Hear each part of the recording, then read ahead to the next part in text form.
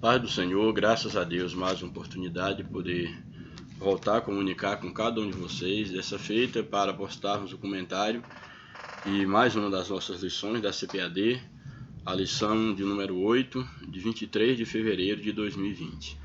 A lição de hoje ela tem como título o início da civilização humana. Essa lição nós estaremos aí apresentando assim, de uma maneira bem sucinta esse tema sobre o início da civilização humana. Não é de fato um estudo aprofundado sobre a questão da civilização humana, mas apenas mostrando aqui quando Deus, ele através do homem que ele havia criado, descendente desse homem, nos traz aqui na sua palavra um registro sobre o início da civilização humana, mais especificamente falando sobre o momento quando Caim ele passa a constituir uma família e aí, no caso, uma descendência, uma civilização que se inicia a partir dele. Então, é um tema bastante conhecido dos leitores da Bíblia. A lição aqui não se propõe a fazer uma abordagem mais profunda e estarei me limitando àquilo que a lição nos apresenta. Então, aí o tema é exatamente esse, o início da civilização humana. O texto áureo da nossa lição, ele nos apresenta: e conheceu Caim a sua mulher, e ela concebeu e teve a Enoque. E ele edificou uma cidade e chamou o seu nome, no caso o nome da cidade, pelo nome de seu filho Enoque. Esse texto aqui nos apresenta exatamente o início de uma civilização aqui organizada, de uma cidade. É a primeira citação na Bíblia em torno de uma cidade, mencionando aqui uma cidade, e essa cidade exatamente como sendo aqui edificada por Caim, filho, no caso aqui, de Adão. Nós sabemos que Adão teve ali, a princípio, registrado na Bíblia, é claro, é bom que deixe bem claro, ao registro do seu filho Caim e o seu filho Abel, e aí há toda a história também conhecida de todos, quando Caim ele mata o seu irmão Abel, e ele então ele foge, ele sai ali daquela região, e aí o texto nos apresenta exatamente que Caim ele conhece a sua mulher e ela concebe um filho por nome Enoque, e ele edificou uma cidade, no caso Caim edificou uma cidade e chamou o nome da cidade pelo nome do seu filho Enoque, que é aqui um registro da primeira civilização humana aqui organizada, que nós podemos ver aqui registrado na Bíblia. Confesso para vocês que esse é um texto dentro da Bíblia, aí no livro de Gênesis, mais especificamente falando, é um dos textos mais polêmicos, é um dos textos que se levanta muitas controvérsias, muitos questionamentos, dado ao fato que Caim ele sai e ele vai e edifica, no caso, encontra a sua mulher e edifica ali uma cidade. Aí muitos estão questionando ou questionam quem era essa mulher de Caim, uma vez que, se nós formos partir do princípio que foi Deus quem criou o primeiro casal, e o primeiro casal foi Adão, no caso, e Eva, e Caim era filho de Adão, então minimamente nós podemos entender que Caim ele se casa com uma parente sua. Pode ter sido uma irmã, seria, no caso, uma das leituras que talvez alguém coloque como mais prováveis. A Bíblia não afirma. O certo é que, minimamente, se nós formos analisar num contexto bíblico maior, existem algumas questões que merecem uma atenção e uma certa sensatez em discutir, porque eu creio que quando a Bíblia ela relata a questão da criação de Adão e Eva, e depois fala da queda, eu particularmente eu não creio que assim que Deus criou Adão e Eva, no caso, que eles já pecaram contra Deus, que eles já caíram em seguida. Eu não creio dessa forma. Eu acho que houve um tempo, a Bíblia não menciona, mas certamente houve um bom tempo em que eles andaram em obediência a Deus, diante da presença de Deus, que eles puderam, no caso, cumprir com o propósito divino. A Bíblia não fala, mas também a primeira ordem que Deus dá para o primeiro casal é que eles frutificassem, multiplicassem e enchessem a terra. Então eu creio no que a Bíblia fala, apesar da Bíblia, no caso aqui, o livro de Gênesis, ele começa a registrar exatamente aqui a questão do nascimento desses dois filhos específicos de Adão e Eva, que foi o Caim e o Abel. A Bíblia registra esses dois filhos. Eu creio que certamente para poder trazer à tona a história exatamente da maldade que já nasceu no coração do homem como consequência do pecado dos primeiros pais, quando é apresentado esses dois filhos, que um irmão acaba tirando a vida do outro. Depois Adão tem um outro filho, a Bíblia fala aí Sete, que era um homem piedoso, temente a Deus. Mas o certo é que nós podemos deduzir, nós podemos inferir que certamente Adão e Eva eles tiveram, é bem provável que eles tiveram vários filhos que não são registrados na Bíblia, quem sabe até mesmo antes da queda, quem sabe eles poderiam ter tido filhos, ou após a queda terem outros filhos. Mas o que nós podemos limitar aqui, o que a Bíblia coloca, é bom nós observarmos que as histórias que são contadas na Bíblia, elas são, vamos dizer assim, Deus, na sua providência, ele seleciona fatos que devem, ou que são registrados na sua palavra. Não há a mínima possibilidade de que tudo fosse registrado, uma vez que a linguagem ela procura delimitar, ela trazer um enfoque àquilo que de fato é necessário. E eu percebo que certamente para uma justificativa mais plausível, que não venha entrar em contradição com a própria Bíblia, que nós teríamos que arrumar argumentos para essa mulher, quem foi a mulher de Caim, e essa cidade que Caim construiu, como se constrói uma cidade, apenas uma pessoa. Então são fatos obscuros que a Bíblia ela não deixa claro. Não adianta estarmos aí fazendo conjecturas, tentamos aí estar levantando N hipóteses, mas eu particularmente creio minimamente que Adão certamente ele teve um bom tempo na presença de Deus quando foi criado. Eu creio que a queda não foi algo de imediato. Creio que certamente Adão e Eva tiveram muitos filhos, apesar de que a Bíblia ela registra apenas, no caso, esses dois primeiros, no caso Caim e Abel, depois fala do seu filho Sete, e não há assim uma descrição da quantidade de filhos. Ninguém sabe também como era a questão da concepção, com a mulher, no caso, por exemplo, antes da queda, a quantidade de filhos que ela, no caso, ela dava à luz, ela paria, se era um, dois ou mais de vez, ninguém sabe, a Bíblia não registra sobre isso. Minimamente que nós podemos inferir da Bíblia que é quando do castigo, da punição de Deus para Eva, dizendo para ela que aumentaria a dor, no caso da sua conceição, que ela conceberia a partir daquele momento com dor. Isso nos dá assim a inferir que se iria aumentar a dor, se iria conceber com dor, dá a inferir, a Bíblia não fala, mas dá a inferir que se você vai passar a conceber com dor, é porque, quem sabe antes não se concebia com dor. E a ideia de passar a conceber com dor só faz sentido em contraste com uma concepção sem dor. Então são algumas leituras, são algumas coisas que se deve observar no texto. Então eu não pretendo aqui aprofundar nessas questões, mesmo porque eu penso que seria ideal numa conversa, num bate-papo, quem sabe num debate, onde o próprio interlocutor, o locutário e aquele que está falando, eles pudessem interagir a partir de um debate. Então eu não sei até que ponto seja frutífero uma conversa unilateral, sem que seja colocado e dado tempo suficiente para que se estude as nuances e as possibilidades de uma leitura mais aprofundada quanto à temática.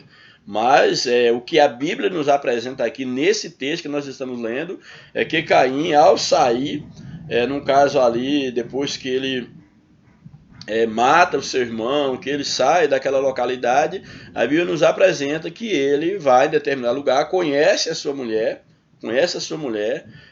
essa mulher, no caso, tem um filho, por nome Enoque, ele constrói uma cidade e coloca o nome dessa cidade de seu filho Enoque. Também é interessante nós observarmos que esse Enoque, que é apresentado aqui, no caso, como um filho de Caim, não é o Enoque que a Bíblia relata um pouco mais à frente, lá no capítulo 5.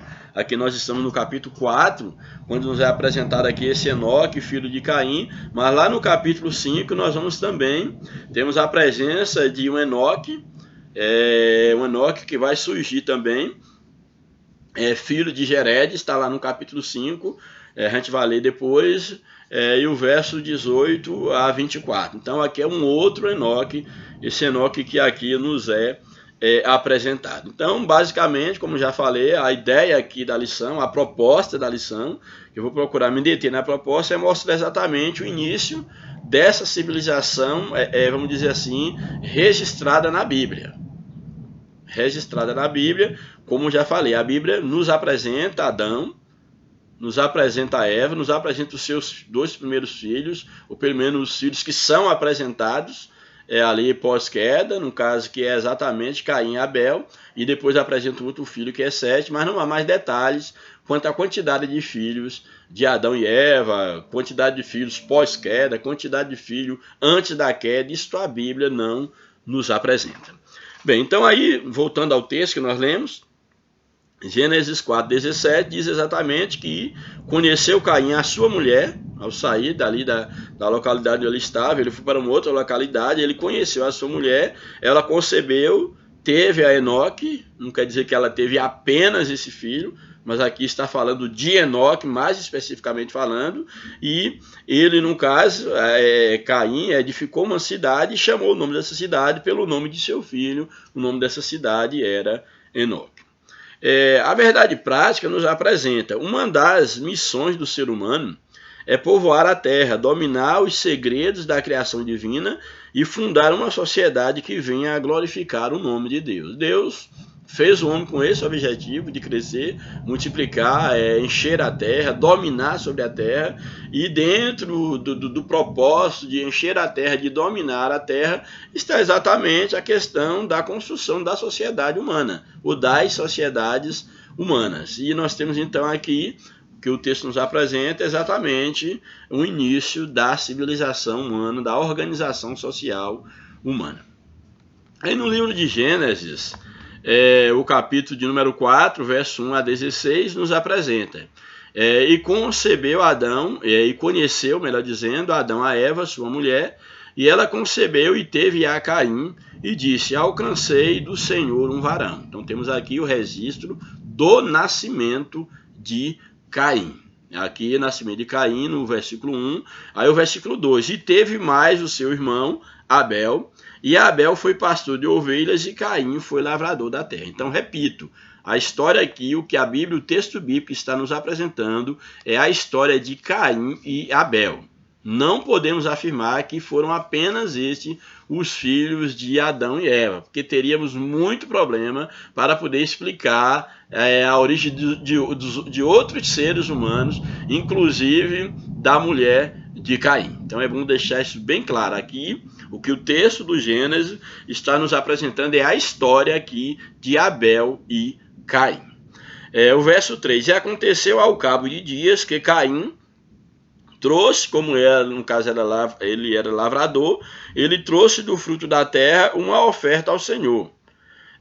Verso 4, e Abel também trouxe dos primogênitos das suas ovelhas, já que ele era pastor, dos primogênitos de sua ovelha e da sua gordura, ele trouxe também uma oferta para o Senhor. A primeira coisa que nós temos que observar aqui é que a ideia aqui do culto, a ideia do ofertar a Deus, era algo que já existia desde o princípio. Então nós temos aqui já os nossos primeiros pais, certamente eles faziam isso e agora os seus filhos estavam também fazendo isso. Estava aqui no caso Caim, trazendo a sua oferta do campo, que ele era lavrador, e Abel trazendo, no caso aqui das ovelhas, no caso que ele era um pastor de ovelha, trazendo uma oferta ao Senhor, mostrando que essa já era uma prática milenar de ofertar a Deus, de poder oferecer a Deus uma oferta como um sinal de culto, de adoração a Deus. Isso é muito significativo. E aí o texto nos apresenta que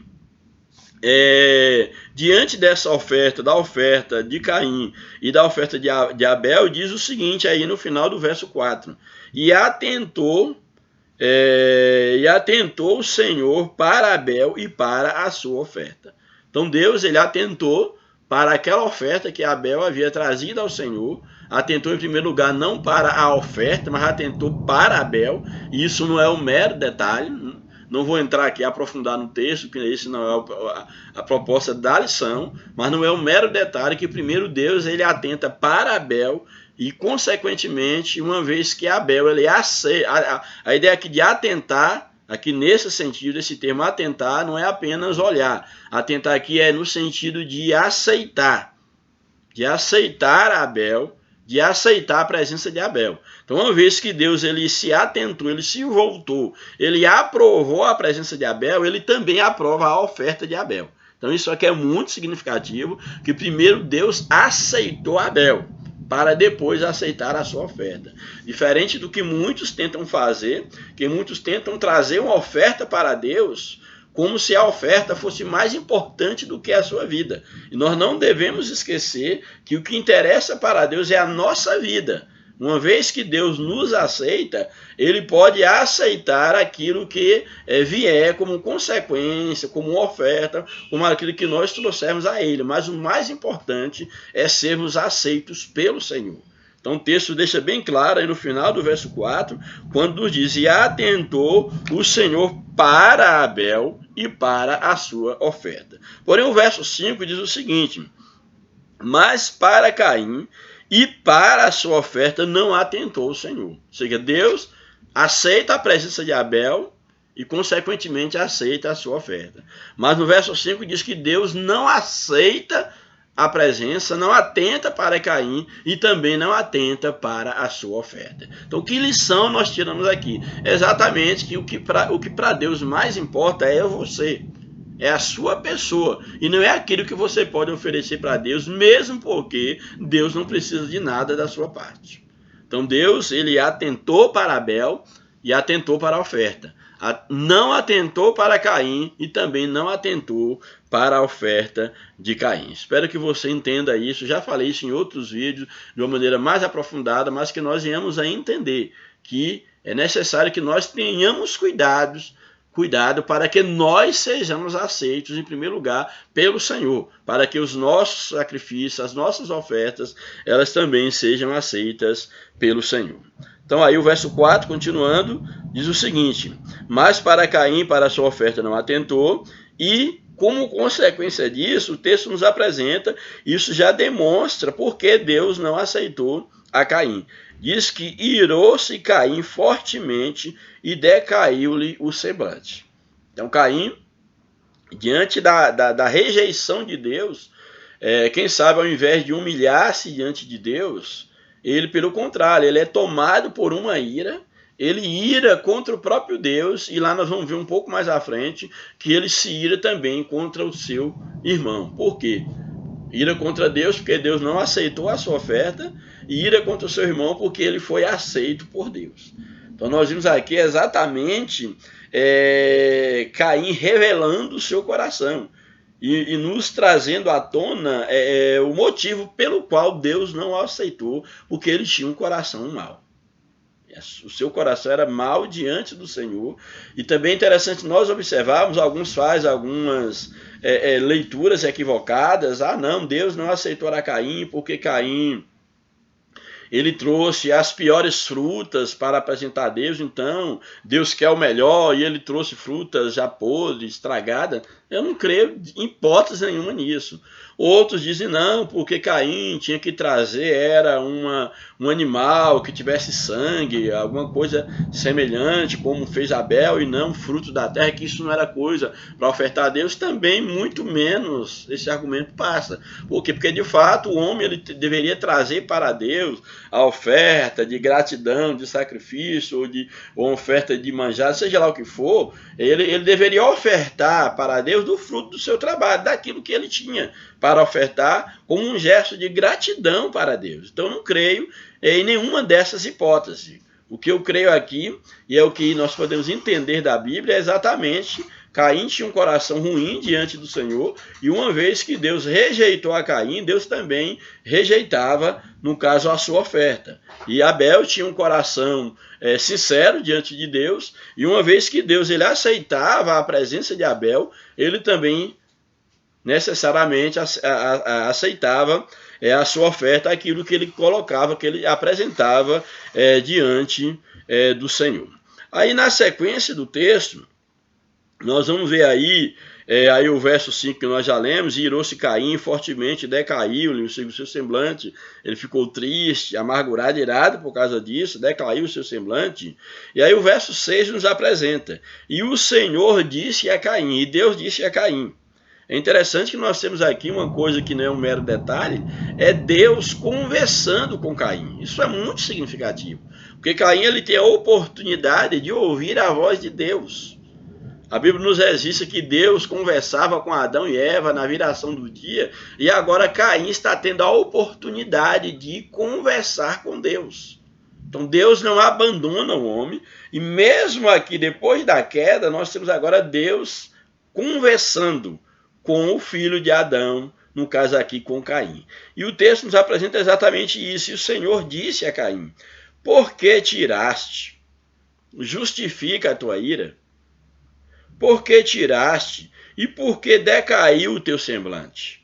Aí ele continua falando com Caim, o verso 7. Se bem fizeres, não haverá aceitação para ti. Ou seja, se tu mudares o teu coração, mudares o perfil, se tu mudares, porventura Deus não te aceitará? Certamente sim, ou seja, era um convite para o arrependimento. Era um convite para a mudança de atitude que Deus estava fazendo para Caim. Então, se bem fizeres, não haverá aceitação para ti. E se não fizeres o bem, Deus o alerta, olha, se não fizeres o bem, o pecado jaz à porta, ou seja, você estará abrindo a porta, ou o pecado está à sua porta, está para ser consumado. Então, se não fizeres bem, o pecado jaz à porta, e para ti será o seu desejo. Ou seja, para ti você será impulsionado para o pecado, e o pecado ele há de dominar sobre você. E sobre ele dominarás, ou seja, para ti será o seu desejo, e sobre ele dominarás. E esse desejo você deve o quê? Dominar esse desejo ou ser dominado por esse desejo. Podemos fazer essa leitura. Aí no verso 8 nós temos o seguinte: e falou Caim com seu irmão Abel. Então, depois que Deus havia dito para a Caim da possibilidade do pecado, dele ser dominado pelo pecado, ou dele dar luz ao pecado, à maldade, aí não quer dizer que necessariamente depois que Deus falou, Caim já foi conversar com seu irmão Abel, não, mas o certo é que quem sabe depois de alguns dias ele refletiu ou não, mas a Bíblia não menciona, mas o certo é que o texto nos apresenta que num outro momento, ou quem sabe na sequência, ou no outro momento, que Caim ele foi falar com o seu irmão Abel. E é significativo quando o texto diz: e falou Caim com o seu irmão Abel. E a ideia de falar aqui, ela é interessante, aqui a expressão falar, porque não é falar num sentido comum, como se fala com alguém, como se conversa, como se bate um papo. Então dá a entender pelo contexto do texto que a ideia de Caim ter falado com o seu irmão Abel parece ser algo mais profundo, mais articulado, porque o contexto nos dá a entender que Caim estava tramando algo contra o seu irmão. Esse falar pode ter sido uma discussão com o seu irmão, sim, pode ter sido, no caso, uma conversa ardilosa, uma trama, para poder lá na frente engodar o seu irmão, fazer mal contra o seu irmão, pode. E o certo é que o texto nos fala que Caim, então, ele fala com o seu irmão Abel, sendo redundante, e sucedeu que, estando eles no campo, depois de Caim ter falado com o seu irmão, ter tramado, ter articulado com o seu irmão alguma coisa, ou ter, quem sabe, ter até brigado, o certo é que o texto diz que eles estavam num campo, num certo momento, depois que eles tinham falado entre si, e estando eles no campo, se levantou Caim contra seu irmão Abel. Caim se levanta contra o seu irmão, e o texto diz, e ele o matou. Então Caim, de maneira premeditada, ele trama a morte e mata o seu irmão Abel. Então vemos aqui agora o primeiro homicídio aí na história da humanidade aqui registrada na Bíblia. Verso 9, e aí o Senhor volta a falar com Caim. E disse o Senhor a Caim, onde está Abel, teu irmão? Deus então agora está inquirindo de Caim onde estava o seu irmão. E é interessante a maneira petulante, arrogante, iracunda que Caim responde para Deus. Então aí no verso 9, quando o Senhor diz, e disse o Senhor a Caim, onde está Abel, teu irmão? E ele disse, não sei. Quer dizer, mentindo, não sei. E ainda não para por isso. E ele diz ainda, ele diz não saber, e ele vai e faz uma pergunta retórica para Deus. Não sei, sou eu guardador do meu irmão? Sou eu, porventura, responsável pelo meu irmão? E aí ele fala de maneira bruta com Deus dessa maneira, eu não sei, e porventura sou eu guardador do meu irmão? Aí verso 10, e disse Deus, que fizeste? Deus o questiona, que fizeste? Imagine como soou isso da boca de Deus. Deus agora tentando convencer Caim do mal que ele havia feito e ao mesmo tempo dando a ele uma oportunidade de confessar, de poder ser restaurado. Aí Deus pergunta, que fizeste? A voz do sangue do teu irmão clama a mim desde a terra.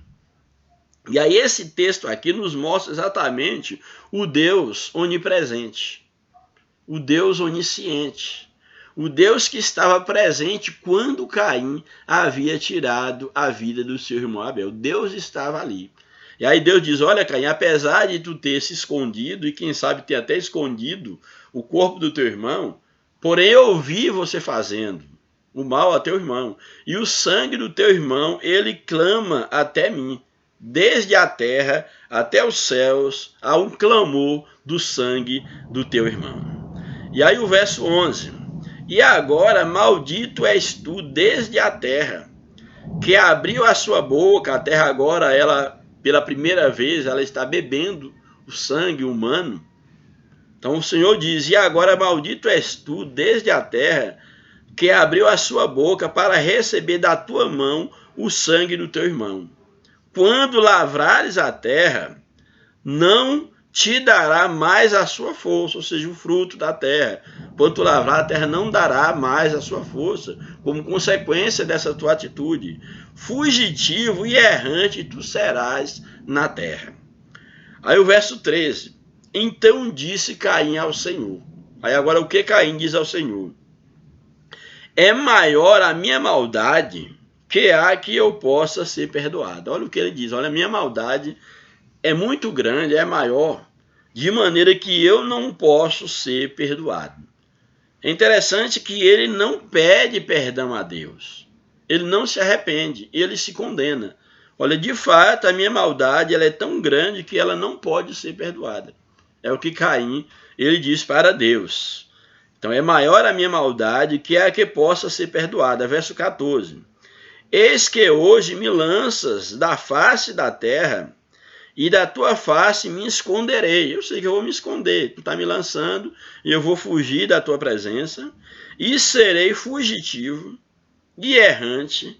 É interessante isso aqui porque o Senhor, Ele fala que ele seria amaldiçoado por causa do crime que ele havia cometido, no caso que ele seria fugitivo, a terra não dará mais a sua força, fugitivo e errante serás na terra. E Caim, então, ele diz que ele não merece o perdão, ele não pede de Deus o perdão, e ele diz: eis que hoje me lanças da tua face, da tua presença, eu vou me esconder, serei fugitivo, ou seja, eu vou ser isso mesmo. Ele não busca o perdão de Deus. Eu serei fugitivo e errante na terra. E ele ainda diz mais: e será que todo aquele que me achar me matará? Então ele entende que o fato que Deus disse que ele seria fugitivo, seria errante, ele não busca o perdão de Deus, e ele entende que uma vez que ele cometeu aquele crime, que qualquer pessoa que o achasse haveria de matar, porque ele merecia isso. Então aquele que me achar, ele certamente me matará. E aí o verso número 15 diz o seguinte: o Senhor, porém, disse-lhe, portanto, ele faz uma observação aqui, condenando a prática, no caso do homicídio, o crime, condenando, que ele diz o seguinte, olha o que o Senhor diz: o Senhor, porém, disse, portanto, qualquer que matar a Caim, 7 vezes será castigado. Ou seja, eu condeno essa atitude de tirar a vida do outro. Então alguém que matar a Caim, mesmo ele tendo matado o seu irmão, essa pessoa será punida 7 vezes mais. Por quê? Porque não matarás. É um mandamento que o Senhor vai deixar estabelecido lá na frente no livro do Êxodo. Então ele vai dizer exatamente isso: qualquer que matar a Caim, 7 vezes será castigado. E pôs o Senhor um sinal em Caim, para que não o ferisse qualquer que o achasse. Aí Deus, ele coloca um sinal em Caim, para que qualquer homem que achasse Caim, e aí dá a ideia que já havia seres humanos, daí aquilo que eu falei no princípio, já havia seres humanos, e qualquer um que encontrasse a Caim, e todos esses seres humanos necessariamente eram descendentes de Adão, e aí o texto nos diz que qualquer que achasse Caim, não o ferisse, não o matasse. Para isso Deus colocou um sinal em Caim. É um outro ponto polêmico na Bíblia, a ideia do sinal em Caim. Nós não podemos nos aventurar a fazer nenhuma conjectura quanto a isso, porque a Bíblia não nos fala. Não fica inventando coisas, que o sinal de Caim é a questão de uma mancha escura. E aí tem as leituras as mais absurdas possíveis, porém a Bíblia não nos autoriza a fazer nada disso. Certo é que Deus, ele colocou algum tipo de marca, de sinal, talvez uma marca física ou não, ou um temor, quem sabe, em alguém, quando visse Caim, lembrasse o que ele havia feito, o quanto Deus condena aquela atitude, não sei. Certo é que Deus colocou algum tipo de sinal em Caim, seja ele físico ou não, não posso afirmar, demonstrando para que todos aqueles que o vissem pudessem entender e ficassem conscientes de que Deus condenava que um homem viesse a tirar a vida do outro. Então era a maneira também de Deus proteger a Caim e também de alertar os demais homens para não cometer o mesmo pecado que Caim havia cometido. Aí o verso 16 nos diz: e saiu Caim diante da face do Senhor. Depois que ele ouviu a sentença do Senhor, ele saiu diante da face do Senhor e habitou na terra de Nod, da banda do oriente do Éden. Ele saiu da presença do Senhor, foi para a terra, região de Nod. E é interessante aqui que já fala de uma região, certo? Também isso não é um mero detalhe. Ele foi para as terras de Nod, na banda do oriente do Éden. Ele vai para esse local. E aí o verso 17, que nós lemos aí do capítulo 4, aí, que é a leitura, o textuário, é interessante que esse verso 17, nós vamos ver exatamente que depois que ele sai da presença de Deus, que ele, vamos dizer aí, ele ouve a sentença de Deus, aí nos versos anteriores, no verso 16, como nós já lemos, verso 16, retirou-se Caim da presença do Senhor e habitou na terra de Nod, a oriente do Éden. E aí o verso 17 nos apresenta: e coabitou Caim com sua mulher, quem era a mulher de Caim, como já falou, não sabemos. Ela concebeu e deu à luz a Enoque. Caim edificou uma cidade e lhe chamou Enoque o nome de seu filho. E de Enoque nasceu Irade, aí vem os descendentes dos filhos de Caim. Então é interessante que nós vamos observar aqui, e na sequência do texto, é bem interessante o texto, que o texto ele mostra a história, a tragédia, a consequência do pecado de Caim. Olha o que o texto nos diz. Enoque nasceu Irade, Irade gerou Merejuel, Amatazuel, Matuzuel, Lameque. E aí já vem o verso 19. Lameque tomou para si 2 esposas. Já temos aqui uma amostra aqui da bigamia, algo que Deus já condenou desde o princípio, que o homem deixaria pai e mãe, uniria a sua mulher. Temos agora um descendente de Caim tomando para si 2 mulheres, que era Ada e a outra chamada Zila. Ada deu à luz, gerou Jabal. Jabal foi pai dos que habitavam em tendas. Já começa aqui um certo desenvolvimento cultural. Aqui alguém já construindo tendas, um perito em tendas. Então Jabal, este foi o pai dos que habitam em tendas e possuem gado. O nome do seu irmão era Jubal. Esse foi o pai de todos os que tocam harpa e flauta. Também uma questão de desenvolvimento cultural. Zila, por sua vez, no caso aqui, que era outra mulher de Caim, por sua vez, deu à luz a Tubal-Caim, que já era o quê? Um artífice de todo instrumento cortante, de bronze e de ferro. A questão da metalurgia nós já temos aqui. A irmã de Tubal-Caim foi Naamá, e disse Lameque às suas esposas, no caso Ada e Zila: ouve-me, vós, mulheres de Lameque, escutai o que eu vou dizer-vos. Olha o que ele diz aqui, esse descendente de Caim. Caim havia matado o seu irmão Abel. Olha o que agora o descendente de Caim está dizendo. Matei um homem porque ele me feriu. Ou seja, eu matei um homem porque ele me feriu e um rapaz porque ele me pisou. Já aqui um duplo, no caso homicídio, cometido pelo filho de Caim. Mostrando que o mal já começou a graçar nessa civilização. Aí ele continua. 7 vezes se tornará a vingança de Caim. Quando ele fala, se alguém matasse a Caim, Deus disse para Caim, seria vingado 7 vezes. Aí ele coloca, 7 vezes se tomará a vingança de Caim. De Lameque, porém, 70 vezes 7. Olha que interessante, entendeu? Alguém que matasse Caim seria punido 7 vezes mais. Ele disse, se alguém o matasse, ele que havia matado em dobro, alguém seria punido 70 vezes 7. Isso é significante que lá no futuro, Cristo vai falar sobre o perdão, que não era só 7 vezes, mas 70 vezes 7. Mas não vou entrar no mérito da questão. Então nós temos aqui uma amostra, voltando dentro do contexto que nos interessa, como o pecado ele estava graçando na civilização. Descendente de Caim, também cometendo pecado. E a Bíblia vai nos relatar daí para frente que o mal começa a tomar conta do mundo.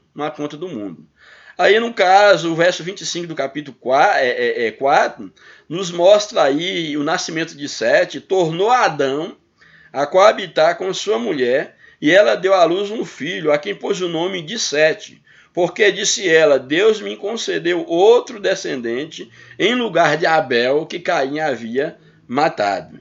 E Sete, aí fala da descendência de Sete. E Sete nasceu-lhe também um filho, o qual pôs o nome de Enos. Daí se começou a invocar o nome do Senhor. Quando nasce o filho Sete de Adão, e esse filho Sete, ele gera um filho chamado Enos.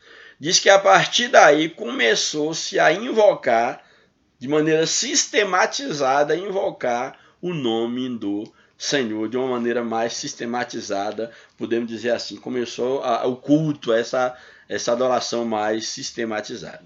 E aí o texto vai prosseguir, mais na frente, mostra que Sete viveu, lá o capítulo 5, verso 6, Sete viveu 105 anos, ele gerou Enos. Depois Enos gera Cainã.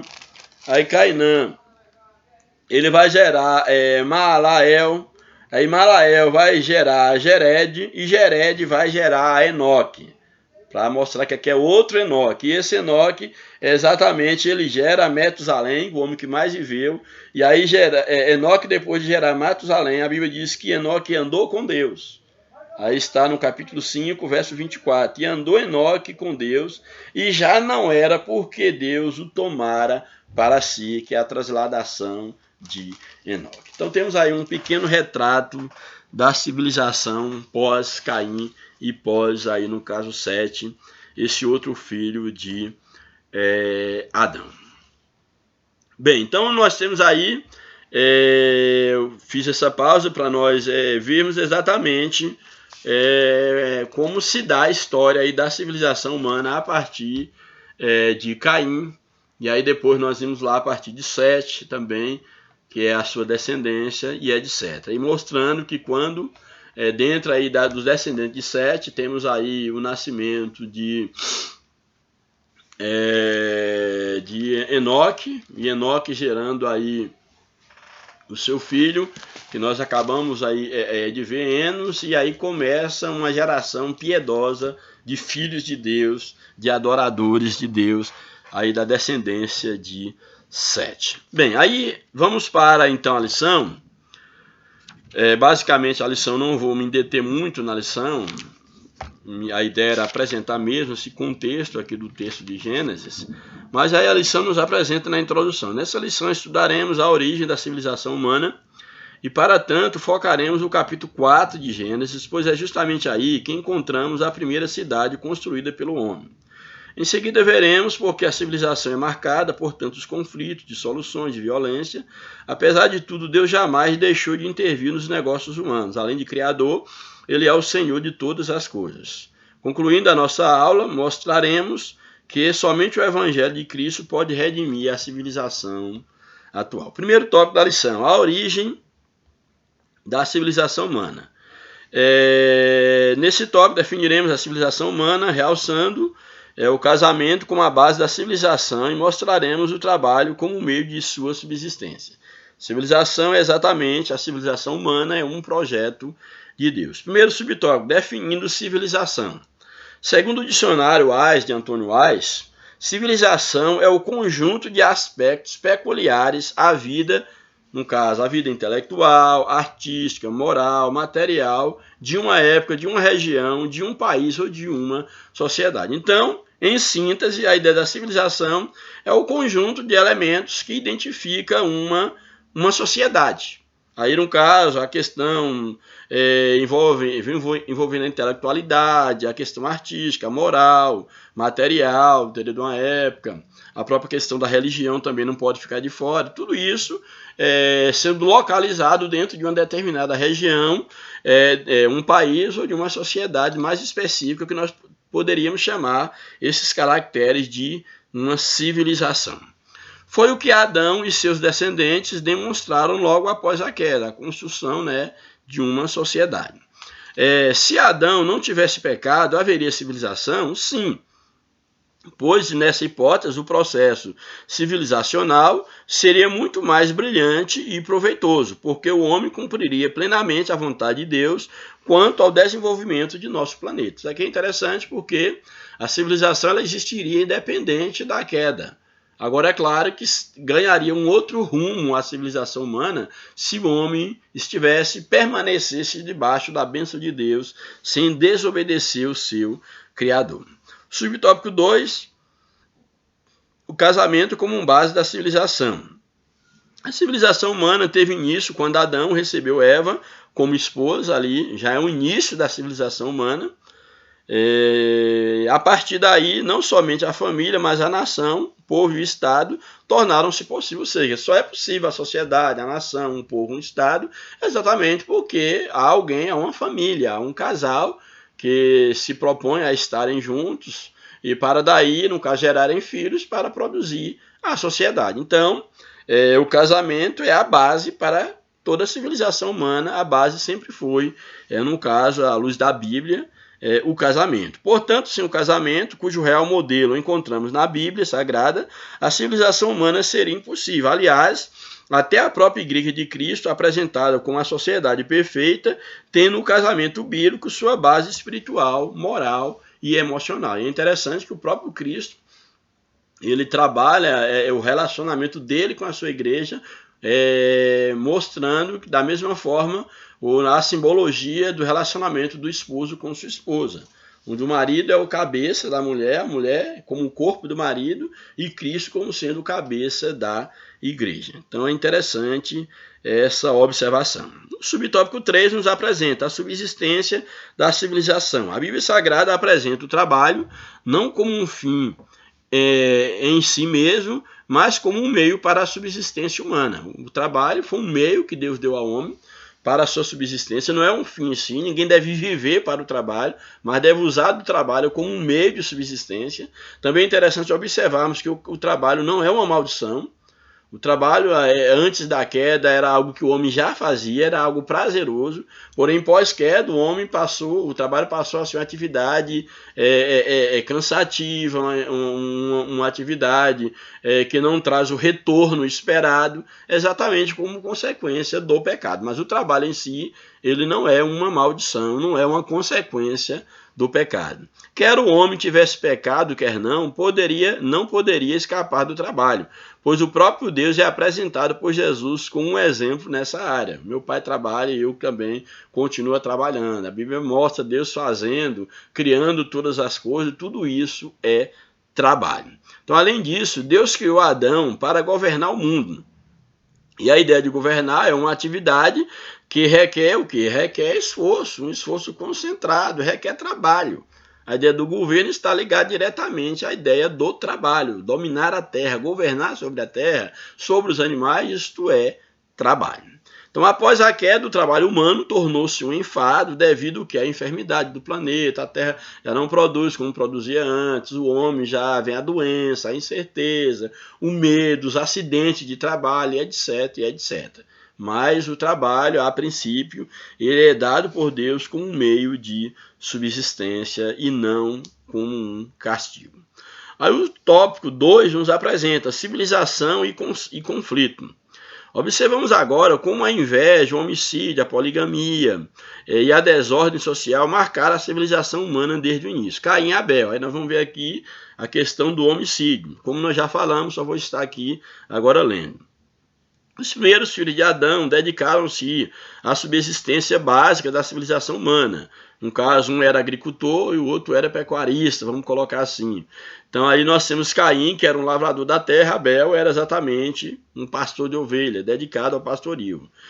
Sem ambas essas atividades, no caso, a civilização se tornaria inviável, se tornaria impossível. Eram os elementos, era a cultura de subsistência dentro desse contexto, era exatamente a questão aqui da lavoura e a questão no caso, da agricultura, como já falamos, e da pecuária. Era algo essencial a nível da subsistência. Foi na convergência de ambas essas culturas, atividades, que Caim, o agricultor, movido por uma inveja maligna, matou Abel, o pecuarista, temente a Deus. Aí nós já relatamos aí a história. Aí logo na sequência, o texto, nós vimos aqui o primeiro homicídio, Caim mata Abel. Aí vemos aqui a primeira cidade mencionada na Bíblia, a civilização, que é exatamente a cidade, aí logo à frente, abaixo aí, Enoque. Não confundir aqui a cidade, no caso de Enoque, não confundir essa cidade com, no caso, o Enoque que nós apresentamos, que aí está no capítulo 18 do Gênesis, e o verso, capítulo 5, melhor dizendo, o verso 18 ao verso 24, que nós já apresentamos. Foi o nome da cidade, no caso que ele havia fundado, o nome de Enoque, seu filho, estabelecida por Caim logo após este haver assassinado Abel. A cidade de Enoque foi marcada pela violência e pela banalidade quanto à vida humana. Nós vimos lá Lameque, lá na frente, no caso aí, um dos descendentes aí de Caim, já cometendo, no caso, o homicídio, cometendo o crime. Tanto é que Lameque, um dos netos de Caim, descendentes aí de neto de Caim, que é filho, no caso do seu filho, descendente do seu filho, matou 2 homens por motivos fúteis.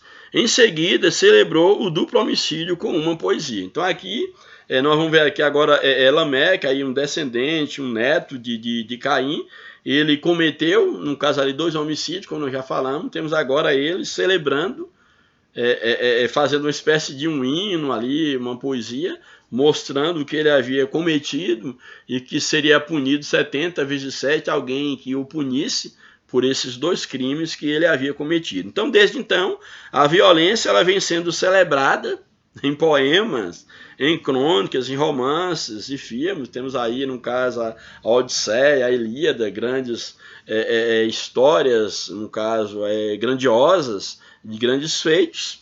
E a sociedade está cheia desses tipos de relatos, mas virá o tempo em que os homens não mais aprenderão a se matarem, como Isaías lá profetiza que o homem não aprenderá mais a guerra. Haverá um tempo que Deus banirá a maldade da terra. Mas a ideia aqui do texto é mostrar exatamente, dentro desse tópico, que a civilização e o conflito, Caim, no caso, ele matando o seu irmão, construindo uma cidade, os descendentes de Caim agora praticando pecado, no caso aqui o homicídio, matando, e o mal aí tomando conta da humanidade. Aí no tópico 3, falando da civilização e do conflito, nós temos aí a era da tecnologia, já surgindo aí a tecnologia, claro, dentro daquele contexto, não a tecnologia moderna, é claro. Paralelamente à iniquidade daquele povo, a civilização caimita, ela instalava-se na cidade de Enoque, nome, no caso dos seus filhos, experimentou grande progresso tecnológico, econômico e artístico, como eu já havia lido, nós lemos no livro de Gênesis, a questão ligada à música, ligada à metalurgia, etc., como uma consequência aí desse desenvolvimento cultural, tecnológico. Havia ali fabricantes, melhor dizendo, de tendas, como já falamos, criadores de gado, metalúrgicos e músicos, como está lá em Gênesis, no capítulo 4, o verso 20 ao 22, que nós lemos. Do texto bíblico, inferimos que havia mais progresso entre os filhos de Caim do que entre os filhos de Sete. A gente for observar, ler o texto bíblico, a gente percebe que nos descendentes de Caim havia um progresso humano maior no sentido material. Por esse motivo, estes, no caso, os descendentes de Caim, por esse motivo foram seduzidos pela civilização daqueles que vieram afastar-se de Deus. Isso aqui é interessante, ó. Do texto bíblico inferimos que havia mais progresso entre os filhos de Caim do que entre os filhos de Sete. Por esse motivo, os filhos de Sete acabaram sendo influenciados pelos filhos de Caim e vieram a afastar-se de Deus. Aí o texto nos apresenta um outro livro, um outro capítulo, um outro versículo, também muito polêmico, como muitos do livro de Gênesis, que é o capítulo 6, o verso de número 1 até o número 3. Como se foram multiplicando os homens na terra, e lhes nasceram filhas, vendo os filhos de Deus que as filhas dos homens eram formosas, tomaram para si mulheres as que entre todas mais lhe agradaram.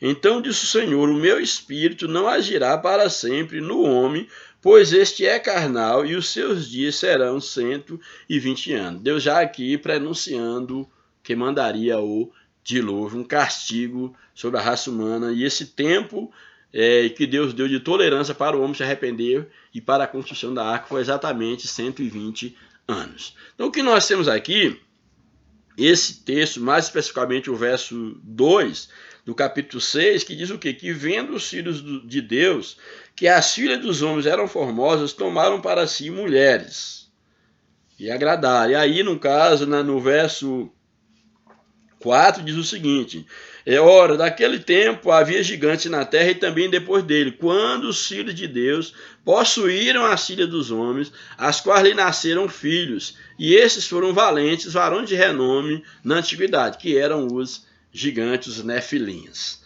Aí esse texto é um texto bastante polêmico também. Alguns acreditam que esses filhos de Deus sejam uma referência a anjos, e o filho dos homens seria o filho dos homens mesmo, e esses anjos, que seriam anjos caídos, tiveram relações sexuais com os filhos dos homens, e dessas relações nasceram esses monstros, esses gigantes, que eram uma espécie de semideuses para alguns. Porém, à luz de um contexto maior, são afirmações um tanto quanto suspeitas. Por quê? Porque à luz da Bíblia, os anjos, o que Jesus colocou, que os anjos não se casam e não se dão em casamento. Então, como pode um espírito, um anjo, ele poder ter relações sexuais com uma mulher, com um humano? Isso, à luz da Bíblia, é algo impossível. Seria uma contradição apresentar agora aqui, no caso, esses homens, no caso, que esses filhos de Deus fossem anjos caídos, ainda que caídos, mas filhos de Deus, que viessem coabitar, ter relações sexuais com mulheres. Isso é uma tremenda contradição, um problema teológico gravíssimo. Para alguns, alguns vão apresentar que a ideia aqui dos filhos dos homens, vendo as filhas das mulheres, no caso, vendo os filhos de Deus, vendo as filhas dos homens, e aí acabou sendo atraída e tiveram relações. Alguns vão apresentar e dizer exatamente, tomando um pouquinho também do que a lição está apresentando, exatamente que a descendência de Caim havia tido prosperidade na área tecnológica, humana, etc. E ali, que em certo sentido, acabou influenciando os filhos de Deus, que para alguns, nessa outra leitura, também não estou afirmando nada, essa outra leitura coloca que os filhos, no caso de Deus, é a descendência piedosa de Sete. Quando a própria Bíblia apresenta as 7, aí nasce, no caso, os seus descendentes, aí Enoque, que é um homem que andou com Deus, e aí ele tem o filho Enos, e aí a partir daí começa assim, então, a cultuar a Deus, a temer a Deus. Então mostra essa geração de Sete como sendo a representação dos filhos de Deus. E no caso, a geração de Caim como sendo a geração dos filhos dos homens. Então, segundo alguns, essa seria uma leitura dentro desse contexto que poderia explicar a ideia dos filhos de Deus tomarem para si mulheres dos filhos dos homens, os descendentes de Sete tomarem para si mulheres descendentes, no caso de Caim, que seria os filhos dos homens. É uma leitura também que se faz, porém a Bíblia ela não nos autoriza, ela não deixa nada claro quanto a essa questão de quem eram esses filhos de Deus, especificamente falando, na Bíblia. Os filhos dos homens, para todo efeito, a gente sabe que são filhos dos homens. Seja lá de Caim ou seja de Sete, eram homens. Agora, a ideia de filho de Deus é um termo, é uma expressão um tanto quanto obscura, e aí nós devemos ter muito cuidado ao fazer essas análises, fechando assuntos que na Bíblia não estão fechados. Então, isso é muito, muito perigoso. Mas o que nós apresentamos aqui é exatamente o que o texto nos apresenta, esse desenvolvimento da civilização e o conflito, tópico 2, que é a questão aí de Caim e Abel, o homicídio, a questão da cidade de Enoque, a questão do pecado de Lameque, que comete aí 2 homicídios, a tecnologia aí de desenvolvimento tecnológico dos descendentes de Caim. Temos aí a geração piedosa de Sete, que acaba sendo influenciada pela geração, no caso dos filhos de Caim. E o último tópico da lição, que é o Deus que intervém na civilização. É interessante nós observarmos, eu gosto muito assim, de ter um cuidado ao tratar essa questão de Deus na história. Nós sabemos que Deus ele criou todas as coisas, Deus ele mantém o controle de tudo, porém nós não podemos esquecer que Deus também deu ao homem a terra para que o homem cuidasse da terra. Deus criou o homem, e dentre os atributos que Deus deu ao homem, os vários atributos, nós temos a questão do livre-arbítrio. Então é interessante nós observarmos, Deus intervém na história humana, sim, eu não tenho dúvida quanto a isso. Porém, Deus intervém naqueles momentos que Deus intervém exatamente por amor ao homem. Porque se Deus não estiver controlando o homem, se Deus não estiver intervindo na história, o homem já teria sido destruído há muito tempo. O mundo já não existiria mais se deixasse o homem por sua conta própria. Então, toda vez que nós vamos ver aqui a intervenção divina, nós temos que entender que a intervenção divina é um ato de amor. Não é Deus cesseando a liberdade do homem, não é que Deus não tenha feito o homem com relativa liberdade, com o livre-arbítrio. Não, eu não penso dessa forma. Eu penso que toda vez que Deus tem que interferir nas sociedades ou na vida do homem ou de indivíduos pessoalmente, particularmente dizendo, Deus faz isso como um gesto de amor. Louvado seja o nome do Senhor.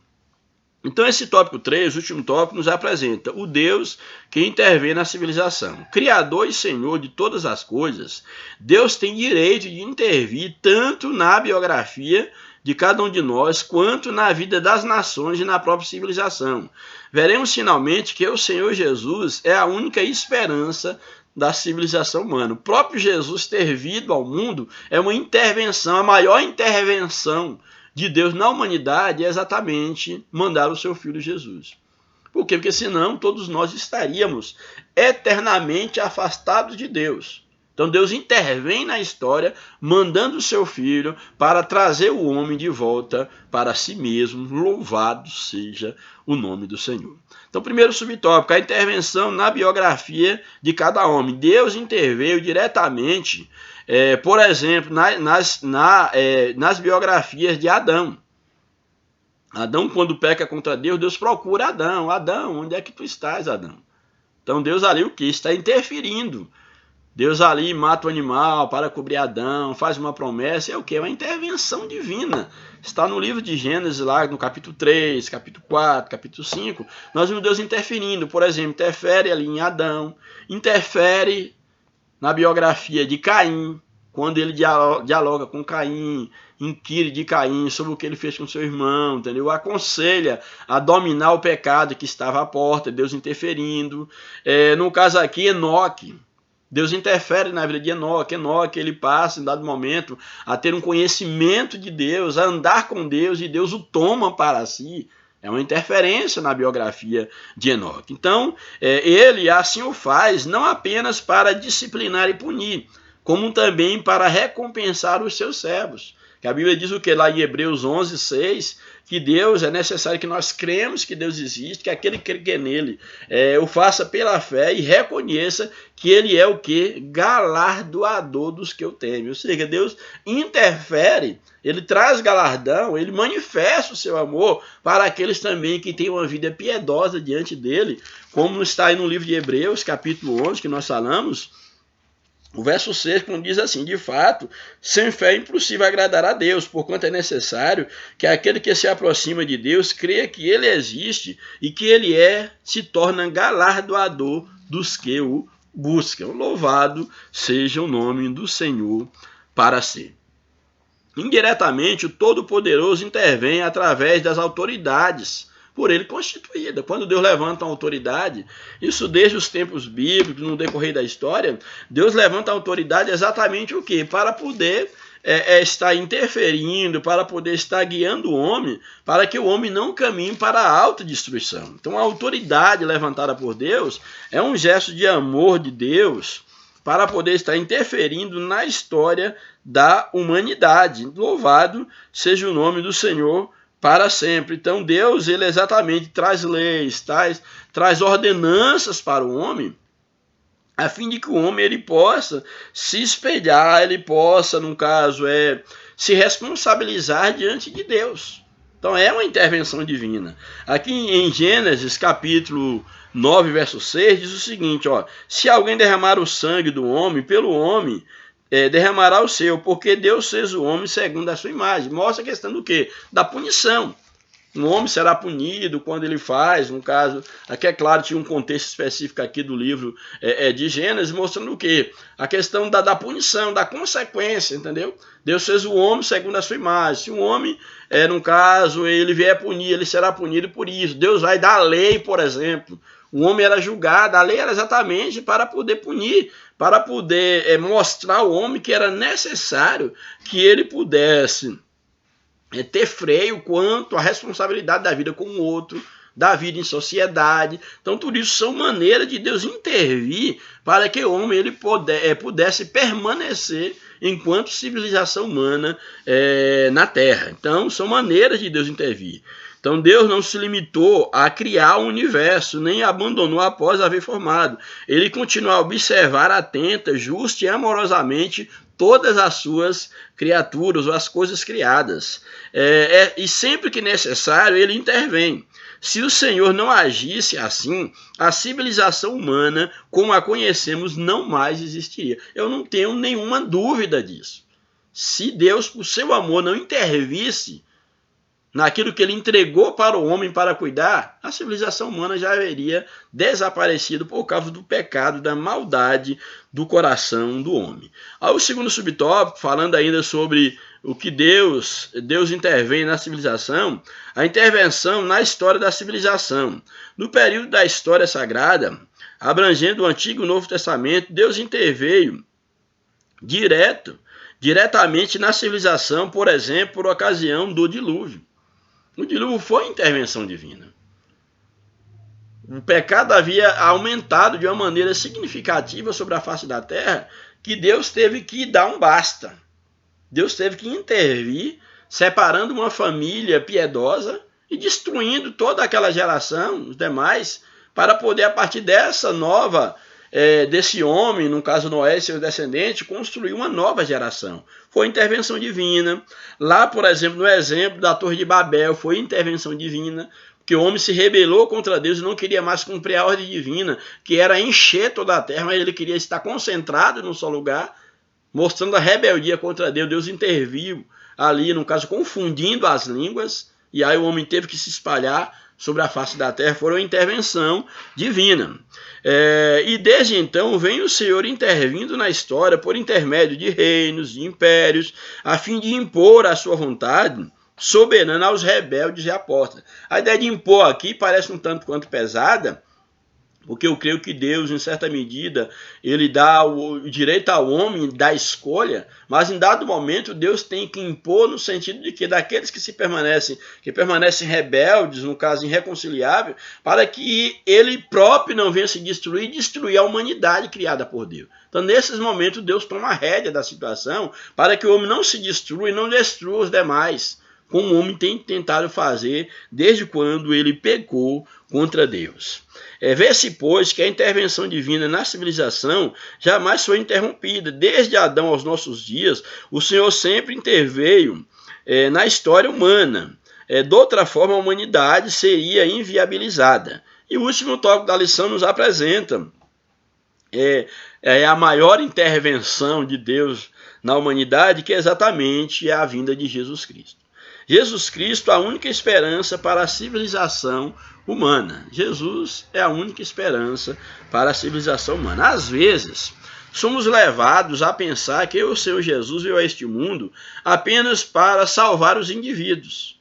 Todavia, o amor de Deus não se limita às biografias, porque ele amando o mundo de tal maneira, enviou seu Filho para salvar todos, inclusive a civilização e a história. Deus, ele manda Jesus a fim de salvar o homem, libertar o homem dos seus pecados, mas também Jesus veio para intervir na humanidade.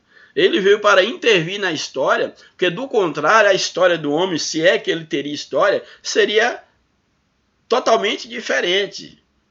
Ele próprio se destruiria. Então Deus também ele é um Deus que intervém na história. E Jesus foi uma intervenção divina na história da humanidade, na história em relação ao pecado, em relação à sociedade, em relação à própria construção da sociedade humana. Jesus foi a grande intervenção amorosa de Deus. Louvado seja o nome do Senhor. Na grande comissão, somos instados, seja instigados, ensinados a evangelizar até os confins da terra, pois o evangelho de Cristo redime tanto pessoas como povos e civilizações. Chegará o dia em que toda a terra encher-se-á do conhecimento do Senhor, como está lá em Isaías 11:2. Chegaria um dia que a terra estaria cheia do conhecimento de Deus. Louvado seja o nome do Senhor.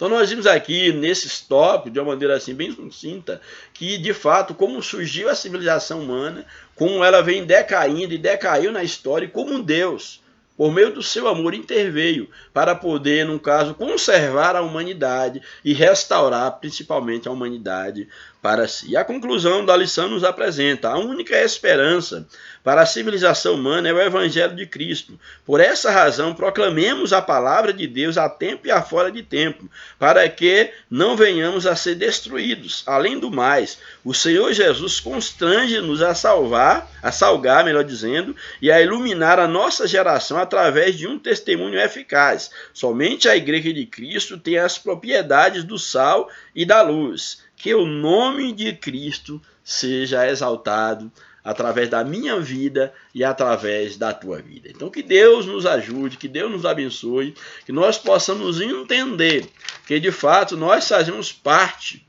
nós somos descendentes de Adão, nós somos a sequência da civilização humana e compete a nós cuidar da nossa sociedade, viver enquanto civilização e, acima de tudo, compete a nós cristãos dar a nossa parcela de contribuição para que esse mundo seja preservado e ele não venha a se autodestruir. Que Deus nos abençoe, que o Espírito de Deus continue falando ao teu coração, abençoe a tua família e que você esteja debaixo da proteção de Deus. Em nome de Jesus, a paz do Senhor. Amém.